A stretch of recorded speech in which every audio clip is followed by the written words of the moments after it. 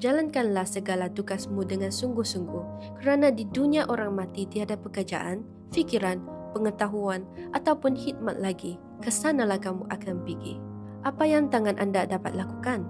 Perkataan peluang didefinisikan oleh Kamus Longman sebagai peluang untuk melakukan sesuatu atau situasi apabila anda mudah untuk melakukan sesuatu.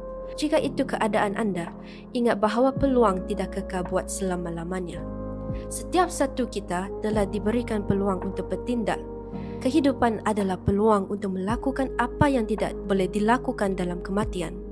Menghadiri gereja dan mendengar firman Tuhan adalah peluang untuk membuka hati kita kepada Yesus dan berkomited kepadanya.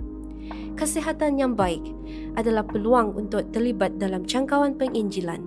Mendengarkan mesej ini adalah peluang untuk memberi bagi kemajuan kerajaan Tuhan.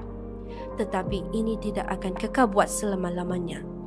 Marilah kita melihat masa kini sebagai peluang istimewa untuk menyokong pekerjaan Tuhan selagi ia berada dalam kuasa kita untuk melakukannya.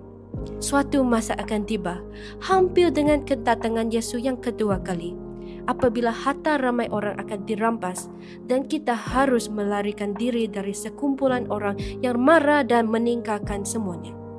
Pada masa itu, apa sahaja yang tidak diberikan kepada pekerjaan Tuhan akan hilang buat selama-lamanya.